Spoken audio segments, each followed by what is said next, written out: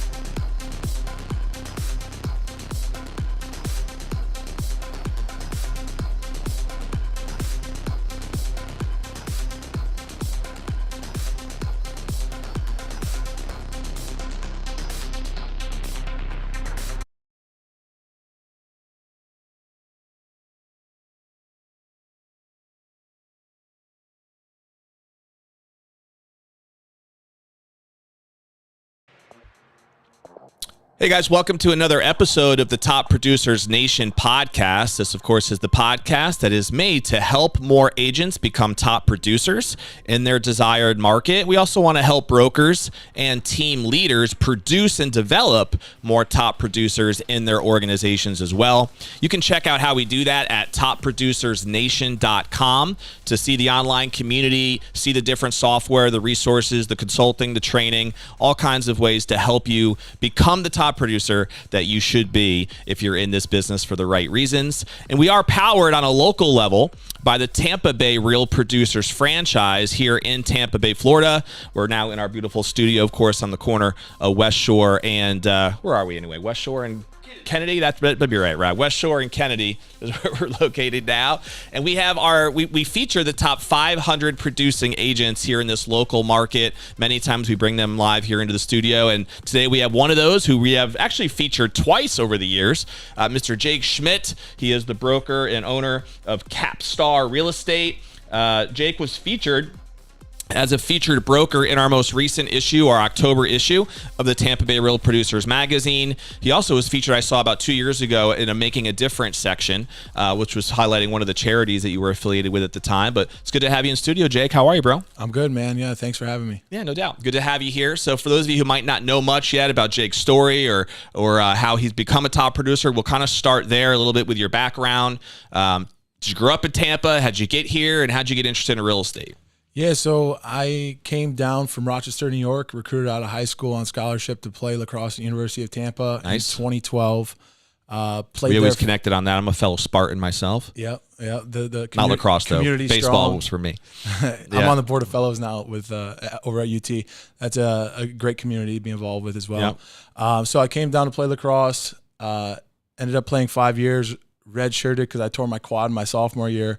Did my bachelor's and then finished with my master's in entrepreneurship over there. Mm-hmm. And one of my professors, Dean Kutramanis, told me after a failed business venture I had in that program, hey, you got real estate written all over you. And, at the time I was catering at Fresh Kitchen on my moped and then catching Ubers to the Hard Rock to play poker to pay my rent. And luckily enough, I think it was August or July 2017. They had a promotion going on. If you sit at the table for 50 hours, they give you $500. Okay.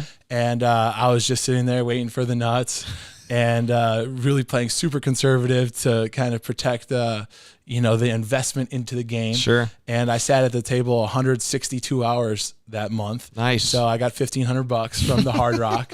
Ended up getting my real estate license August 2017.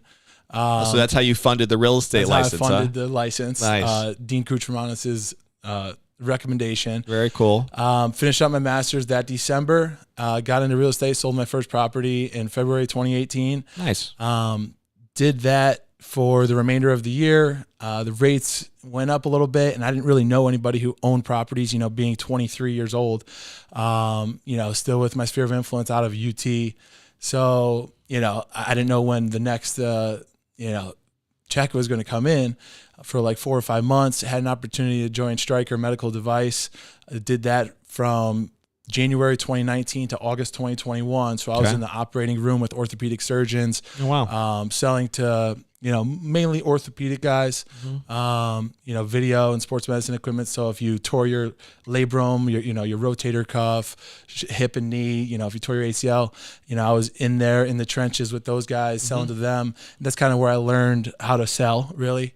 And once the epidemic happened, we were all elective surgery. So we had 8 weeks off per se. Because we weren't going to the hospitals. And that's when, I was losing my mind at home. So I started up an Instagram page called the Homeowner Club, just trying to get creative to fill time with things. And that's when, I caught some wind with, my marketing and real estate. And I was kind of doing both that first year at Stryker too. 6 a.m. to 2 p.m. I was in the OR. And then, whenever cases were done, 2 or 3 p.m. till 10 or 11 at night, I was kind of working both angles. And then in August of 2021, I had to make a decision that, working from the sub-sterile room, trying to juggle both, selling homes in my scrubs, it just wasn't working. So I cut that off, kind of bet on myself and went all in on real estate. I had the whole migration from the north coming down. So I was confident in where the market was heading in, 2021 and 2022. Pretty much boom years in the real estate market. Yep, for sure. And I was with Mahara and Associates. Shout out Ray Mahara, awesome broker, great guy.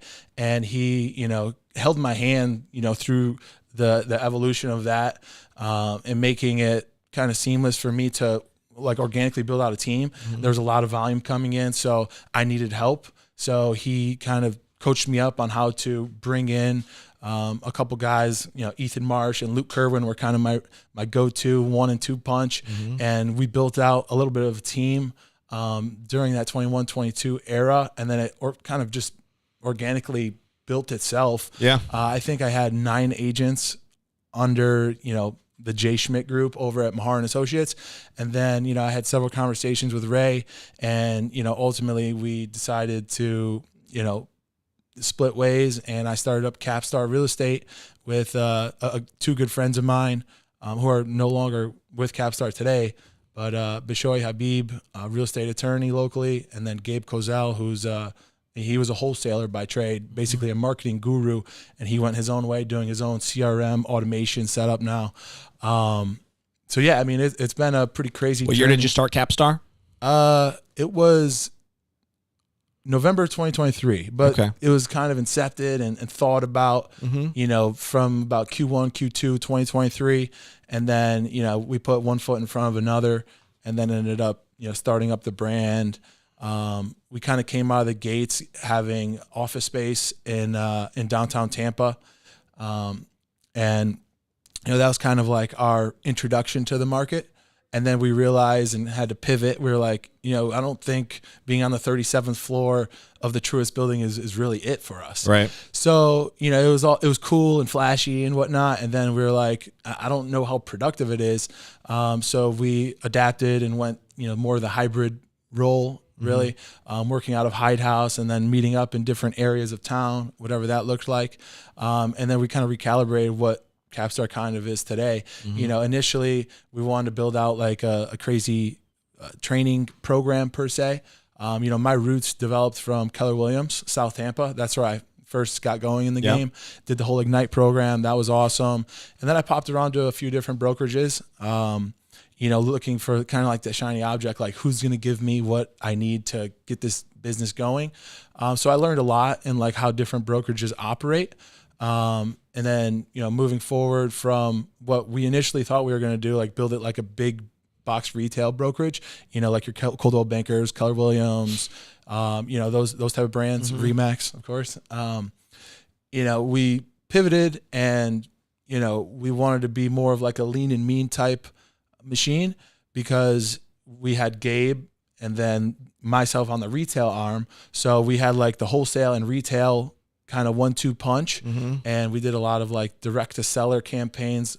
Gabe's genius with all of that. So I kind of learned that background prospecting kind of element and how to wheel it into the retail side. And then just kind of, we went into the wholesale realm too. Furthermore, getting into novations and subject twos and really just finding ways a lot to of make the investment strategy, it sounds like. Yeah. So we've covered a lot of ground already with this journey and where it's evolved to. So to back up just a little bit. So you got licensed way back 2017, it sounds like. And when you were going through these early years, I know you were still working there in the medical role back then. So it was kind of like a part-time feel for you, it sounds like.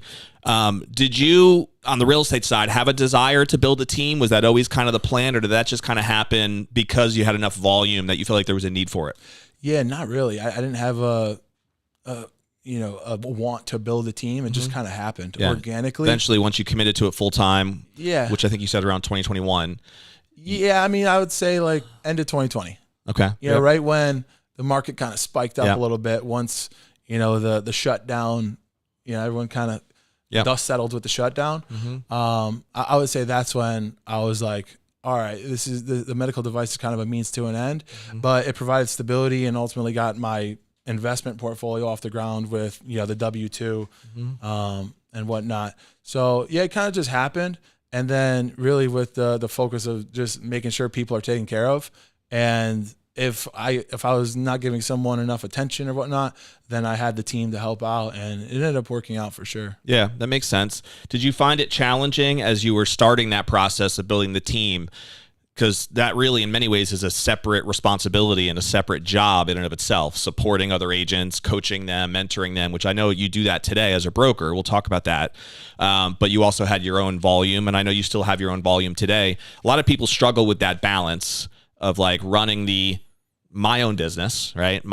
Taking care of my own clients, having that be a consistent part of my business, but then also having these agents now that I'm responsible for. Was that an easy balance for you, or did you struggle with that a lot? I would say it was relatively easy, really because I was super selective on who I brought in on the team. Everyone who we gravitated towards, both parties really. I treated it more like they were business partners rather than like teammates. I got you. Right? There was no like hierarchy or organizational structure where I was higher than them. They're kind of like my partners in a way. So, when they needed questions, I know that they didn't hesitate to reach out to me, even if it's 11 o'clock at night, like I'm always going to hop on the horn or shoot them a text back, and we could work it together. Yeah. And those select people, majority of them came from like the athletic background, playing lacrosse at UT, and those other guys went to UT as well, both hockey guys. We have a professional hockey guy as well at Capstar now, a professional soccer guy, a guy who played in the NFL, different characters like that, where, there's a commonality there. Yeah. It's like a seamless mindset, basically, because I know what you're thinking, what I'm thinking. It's more of a collaborative environment rather than like, oh, why aren't you helping me? Right. That's kind of how it and it's smart. I mean, identifying, and I'm assuming even today, do you still recruit and add agents onto the team today? Or is that kind of just like if you find the right person, you might consider bringing them on? Correct. You're not intentionally or actively recruiting. Correct. Yeah. I got you. It's more of like an organic thing. And I know in the market now, there's a lot of people bouncing around different brokerages because maybe the lack of volume or whatnot. And, I'm cognizant of that because I was in their shoes, earlier on in my career. And, thinking about how people are moving like that, it makes the selection process a little bit easier. Yep. No, that makes sense. So the role you have today as the broker owner there of Capstar, talk to us a little bit about how it's different compared to what you kind of were doing in those earlier years, growing up in the business and serving, I'm assuming, mostly your traditional residential retail clients, right? Buyers and sellers. Is that kind of how you did most of your business? Yeah. At some point, it sounds like you guys did innovate where you had a lot of investment portfolio stuff happening, a lot of investment strategies that were mixed into this business model. And that might have been due to you mentioned one of the partners that you think was great at the prospecting side and kind of finding some of those distressed assets maybe, or some of those people willing to sell maybe at a below market type price, because that's usually what you need in the investment world, right? Do you still have and dabble? I know you have a lot of projects. We'll touch on that too that you're working on, but do you still dabble with that investor side business model, traditional business model? Is there a balance of both happening in your brokerage today? What's that look like? Yeah. Yep. So definitely a balance of both. On the residential side, mainly retail buyers and sellers, and on the commercial side, more industrial and wholesale. Just how the prospecting's been working. And we didn't even mention that because there's also now, as you said, a commercial side. Yep. Right. So you have this commercial division, for lack of a better word. You have your retail, traditional real estate, quote unquote, division. And then is there also like a residential investment element too that's still involved, or not as much? Not as much. Okay. Not as much. When it comes down to it, I've had fun just having a natural curiosity and trying to make deals work and like just structuring them, kind of putting the pieces of the puzzle together, no matter what they look like. So if, I was connected to someone, I kind of work with them, and I treat clients like a partner as well, especially on the investment side. I'm thinking of their deal and how I could help them facilitate their goal. So, thinking about it and kind of reverse engineering their goals, it depends on what they want to do. There's, in my opinion, there's different kind of investors, passive, active, and kind of hybrid. So thinking about and listening to them and how they want to do it.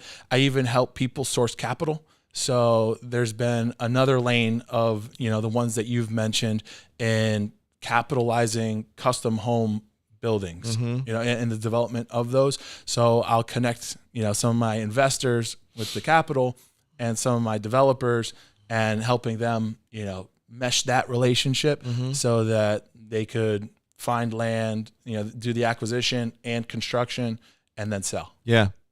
No, it's interesting. It's one of the beautiful things about real estate, period, is there are so many different strategies and ways that you can be successful with.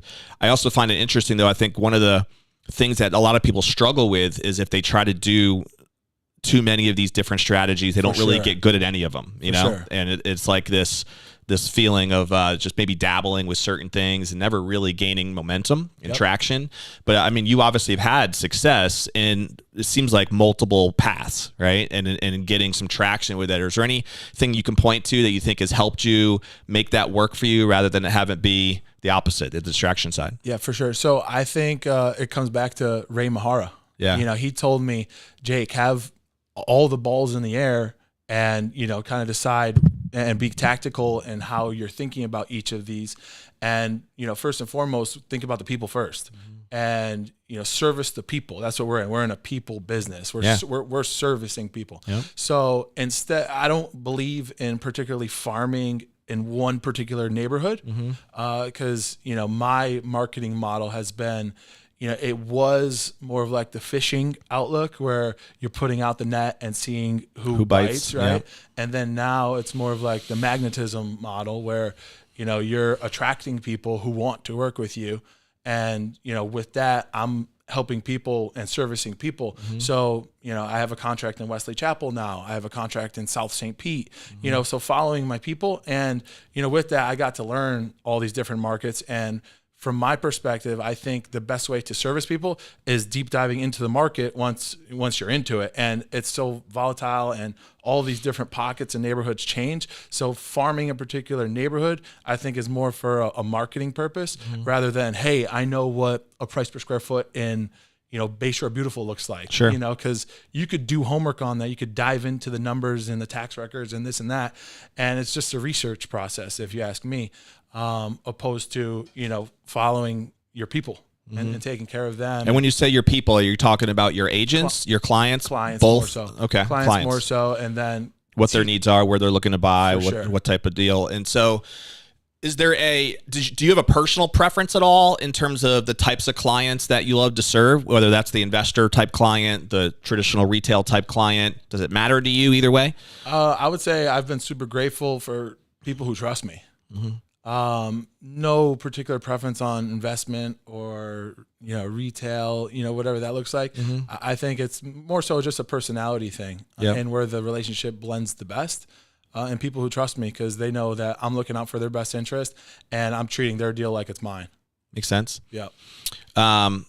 And you just recently, we talked off camera, started a commercial division as well, Capstar Commercial. I think you mentioned you have 4 agents right now on your team that are focused on the commercial side, it sounds like. So, and you have a couple of projects. You also have the restaurant that we talked about. So if you want to throw that out there for people to check that out too. But talk a little bit about the thought of the commercial side. What was appealing about that for you and where you see that going? Yeah, so the commercial side was born with a friend of mine. He's actually based out of LA. Jovan Jokic, Serbian guy. He's a gamer. He's super competitive, and I love the way that he moves. We've always just talked about the collaboration. Like, hey, what are you doing out there? Is he related to Jokic of the Denver Nuggets, or not a Nikola Jokic member? But he's a fan for sure.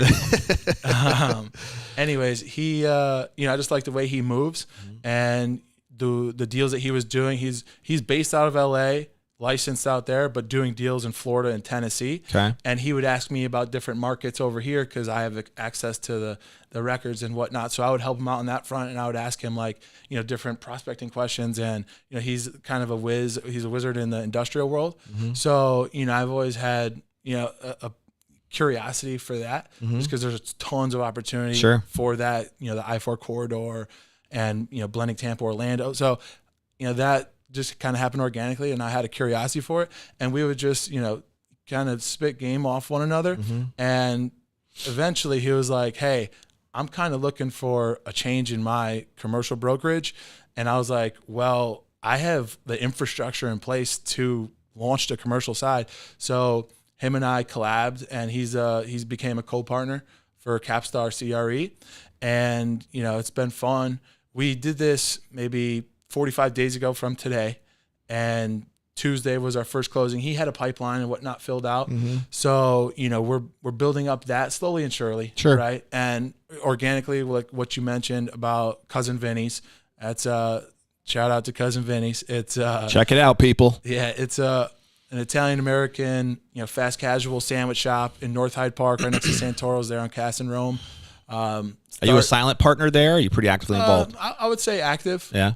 We have Russell and Vinny who are, in the trenches every day.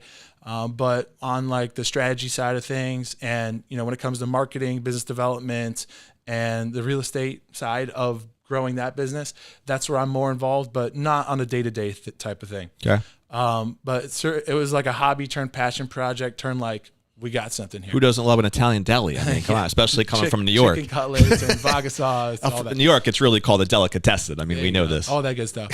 So, with that, I've had exposure to franchising that, and we're placing LOIs out for locations 2 and 3 Nice. to scale that business. And, that's direct commercial real estate as well. So it just kind of happened organically too, more on the retail side. Not as fun, I would say, as, other niches in commercial. But, certainly like you got to put your thinking cap on and think about real estate in a different way, which makes it fun for me. And it's more analytical, I guess you'd say. It's based on the numbers, for sure. Based on the numbers, foot traffic, parking spaces, the emotional side of the residential element is taken out of it, which makes it fun for me because I like doing numbers.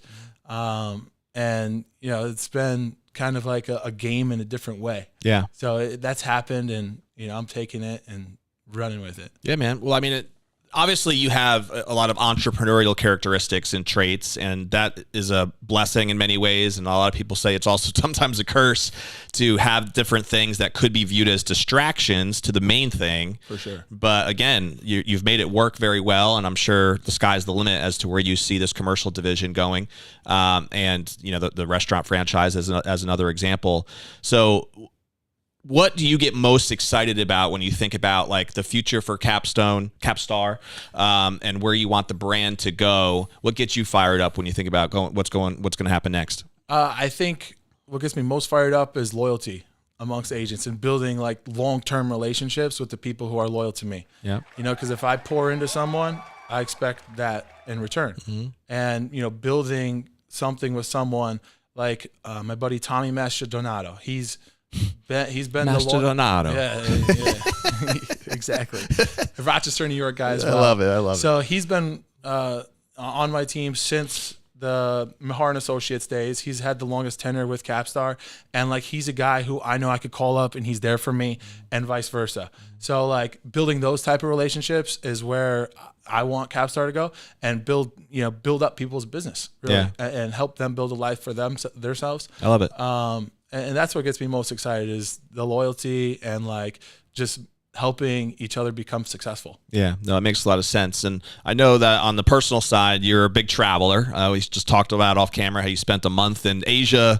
Where was the other one? A month in Europe as well. Yeah, the Mediterranean, yep. And so that's a big part of your lifestyle. And how now do you do this with the team? Is this all kind of just whoever, is it agents who tend to go with you? Is it just friends? What does that look like? It's kind of a blend. Yeah, it's a blend. So I've traveled with just about half of everyone who's with Capstar now, abroad and whatnot. But when we were in Europe, I went to 7 countries with 5 different groups. So kind of piecing together and popping around. I have fun doing that. I think there's no better education than traveling. Yep. And I've been lucky enough to kind of build out some sort of like a global network while traveling. I just have kind of that innate ability to network with people and like find value in one another and stay in touch with them and nourish those relationships. So like I have friends in Australia and Mediterranean and Greece. I have one of my buddies from Mykonos. He's coming to Tarpon Springs next month. Nice. Obviously, that's the Greek spot. The Greek hub. That's right. In Tampa. So he's going to revisit family that he hasn't seen in years because he could make the trip worth it. So he's going to stay with them for a week and then stay with me for a week. And he's a guy who I met out there. And we built a friendship over the last 2 summers. And, just those are the things that excite me. It's fun doing that. Like I said, no better education than traveling. And, the work-life balance, I know this always gets touched on when this comes up, but when I'm away, my computer's still active and my phone is still on. I know that the time difference sometimes makes it challenging, but I just set the expectation early and often with the folks who I need to be in touch with. If someone needs a direct communication, then I always give them, the group chat ahead of time and let them know. But, I think when I was in Asia in April, we secured 4 contracts. And we're on a 12-hour time difference in Indonesia. Yeah. It's just a matter of being disciplined. The idea of discipline equals freedom. I stand by that and I ride with that. And that's kind of like how I move. You remind me of, I'm sure you've heard of Tim Ferriss, the guy that wrote the book, The 4-Hour Workweek. Have you ever read that? I haven't read it, but I'm familiar with it. It's an intriguing title because it's not really about working 4 hours, even though that's a great way to grab your attention, right? But in the book, if you read it, he talks a lot about that lifestyle of being able to travel globally, utilizing all the leverage we have at our disposal now, with the internet and of course and everything else. To create systems and a business model where you're not having to be tied to any spot geographically. Calls it like the vagabond lifestyle, right? Which some people, that's very appealing. Other people could they couldn't want to throw it further away from them. But I think there is an appealing nature to the travel element because, like you said, you learn so much when you go to other cultures. Years ago, I used to sell Cutco. I think I told you that. And that was one of the things we used to do a lot was travel to Europe and other places around the world. Most of it was sales incentives trips, and we would just go for fun for like 2 weeks at a time. But I look back at those days, and things are a little different now. I'm married here with 6 kids and a different lifestyle than I had then. For sure. But those were some really cool experiences that I know did shape my mindset and my thinking and my opened my eyes to a lot of different things that are possible, and met so many cool people, on a global level. So I do think there's a ton of value to that. I'm curious with the way that your business is set up right now. I find it interesting how I think your business model with a Capstar is very unique and different than most real estate people that I've had on the show, right? Whether they're independent agents or brokers, even in terms of how the strategies they pursued and how they've made it work. Where do you find yourself from a business side spending most of your energy and time? Is it on still serving your real estate clients? Is it on supporting your agents? Is it really balanced really between both of them pretty evenly? What do you find in that?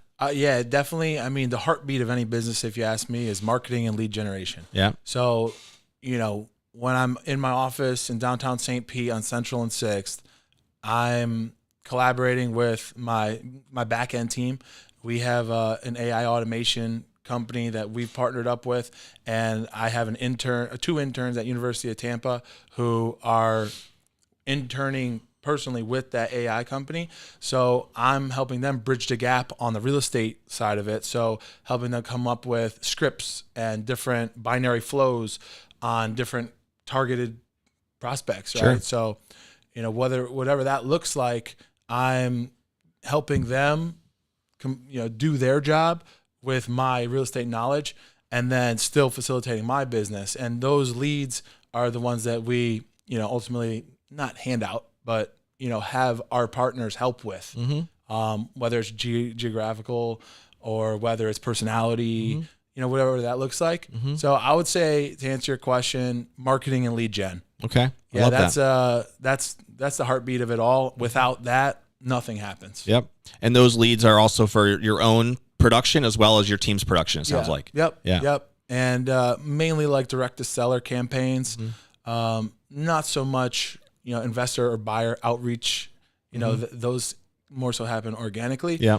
More like direct to seller campaigns when it comes to that. I gotcha. Yep. The agents that you have on your team, do you have like buyer's agents and listing agents, or are they all just agents who specialize with both? Yeah. I mean, that's another thing I never really paid any attention to, kind of like farming a particular neighborhood. Because I think that only gives you one feather in your hat.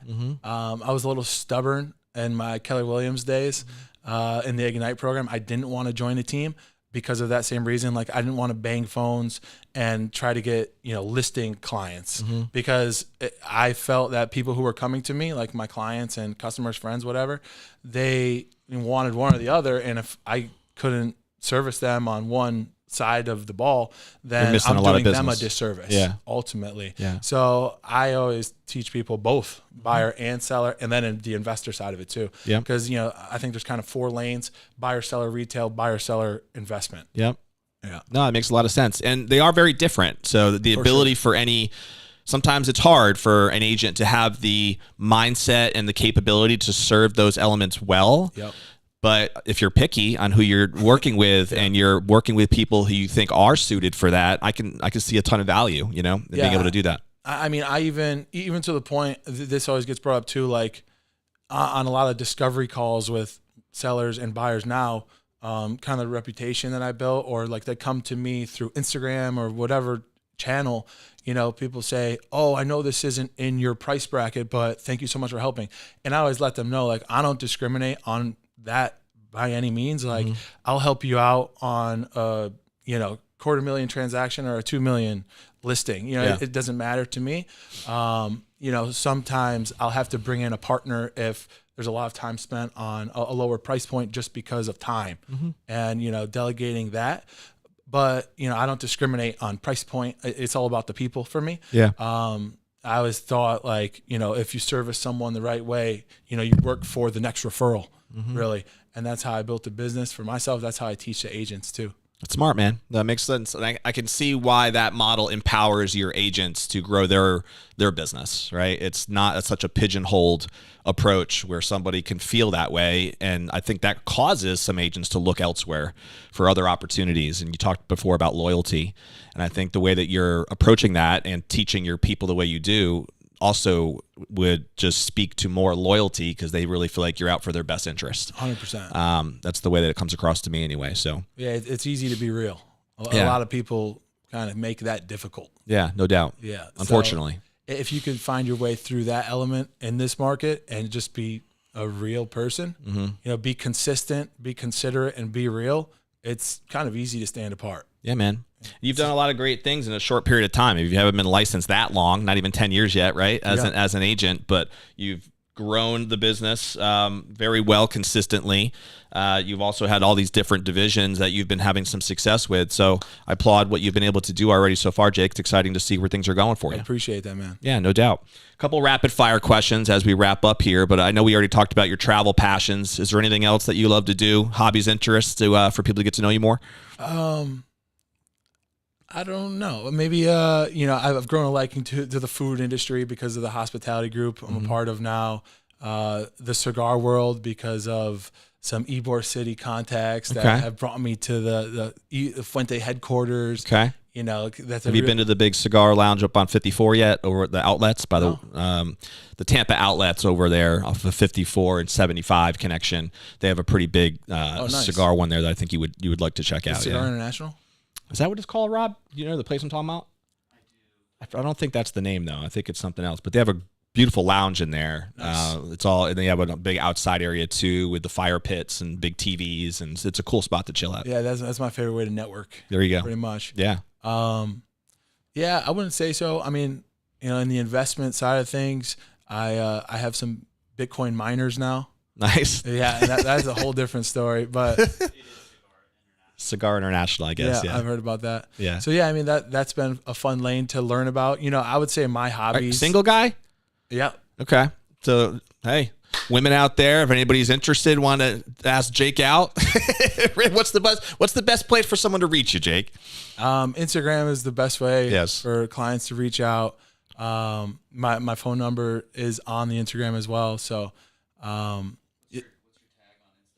it's J_Schmidt, SHMEET. Just Jake Schmidt is the handle. It has I was about to say, is it pronounced Schmidt? No, it's Schmidt. Okay, I was about to say, I've been saying it wrong this whole time. It's a nickname that derived through the lacrosse world. Got it. That makes sense. Cool. Yep. Well, here are a couple quick rapid fire ones. Do you have a favorite book, author, seminar that you've ever gone to that you feel like has made an impact on you personally or professionally? Shoe Dog by Phil Knight. Yeah. It's a good book. Pretty good book. Obviously, Nike is one of the global leaders. And, you know, just hearing his story, you know, selling encyclopedias door to door is like, that's cool. Yeah. True entrepreneurial story. That's an awesome book. I don't think there's many more brands that are well known for their slogan. I mean, just do it is like. Yeah. And even just that little sign, you know, like it's everywhere. Obviously, everybody knows what that means when they see it. So, and it's a great book too about the power of branding and the element that plays in any successful entrepreneurial, you know, pursuit that you're going after. I know we already talked about food, so we'll skip on that one. But do you have a favorite movie or TV show? Don't watch too much TV or even movies. I'm more of a music guy. Okay. I build playlists on Spotify. That I would say that's more of a passion. What's your jam? What type of music? I don't know. I've kind of like been leaning towards like Afro house lately. Okay. I don't know why. Maybe it's trending or whatever it is, but that's been. Is that your European in you? It might be. It might be. It's sinking in. Yeah, it might be. I've been leaning towards that, and then there's like, I'm not really. I don't discriminate music either. Yeah. I mean, really not the heavy metal, hardcore rock stuff. Mm-hmm. But other than that, any kind of live music, I'm game. Okay. Yep. All right, I got 2 last questions for you since we're running out of time here, unfortunately, but I feel like I can talk to you for a lot longer. I have questions about the business model that we didn't get a chance to get to. But if you were to share one piece of advice for an agent who maybe is newer in the business but really likes how you scaled your business model, they are thinking about, they have an interest potentially in investment side, they maybe are a little bit unclear on exactly which route to go, right? And that could cause some people to hold themselves back. So anything that comes to mind that you would share is like, what do you think is the most important thing for them to focus on first? Just being curious and, going with each conversation with the forward thinking and like, you have to learn before you earn. So if someone doesn't have any clients or maybe needs to work on the marketing and lead gen, go figure out ways to do that. Mm-hmm. Go to YouTube. YouTube University is a thing. Mm-hmm. You could find anything. Yeah, you really can. Mm-hmm. So learning how to just really find any lane in the world. Yeah. Especially in real estate, like you touched on earlier, there's so many different things and ways to carve out a niche. Yeah. So if you learn how to find out each niche or how to navigate them, you could really move the needle, especially when it comes to, you could latch on to a mentor, different people like that, like find value to somebody and bring them value. Ultimately it comes back. So just give and it eventually come back to you. Yeah, that's great advice. And then learn how to focus, right? If you're going to identify what that niche is, then ideally focus in on it until you get some results before you start getting distracted with other things, which could be easy to do in today's environment. Absolutely. Where there are so many other things. But it seems like what we hit on even with you is you had traction. You got a result before you started doing these other divisions and started building these things out. They weren't all done at the same time. And there was this process of getting results before moving on. I think that's an important point. All right, we'll end with this. So hopefully many, many years from now, when you're sitting on that rocking chair and looking back on your legacy and what you think would be most important to you in terms of what you'd want to be most remembered for, what are some thoughts that come to mind in terms of the legacy that you think you'd want to leave, Jake? I think being the guy who always showed up, who always worked, and who always kept it real with people. My kind of thing is never ruining relationships. I focus on never doing that. I don't think there's anyone in town, hopefully, that will say that I'm a bad guy or I've done something wrong to them or anything along those lines. So being, just like I said earlier, being consistent, being considerate, and being real, it moves the needle. Whether it's business, whether, on the professional side or even socially, anything along those lines, just looking out for people and making sure that they could count on you and they could come to you, whether it's advice or just being a friend. Yeah. I love it, man. Well, congratulations on the success that you had so far. I think the future is extremely bright in terms of where this is going with the whole new commercial division, with stuff you're still doing, of course, on the residential side, with your travel life. I don't know if you want to end up getting married any day, if that's even in the cards, but if it is, then that's the next challenge, I guess, right? Six kids would be impressive. I can give you some advice on that, Jacob, but that's a whole other podcast that we can get to. But we'll end with this. We always try to challenge the audience with a call to action. I'm a big believer that whenever you take the time, whether you're watching live on YouTube or any of our different platforms, or you're listening in on any of the other podcast platforms, what is one thing that you can do based on this conversation today with Jake that can help propel you forward personally or professionally?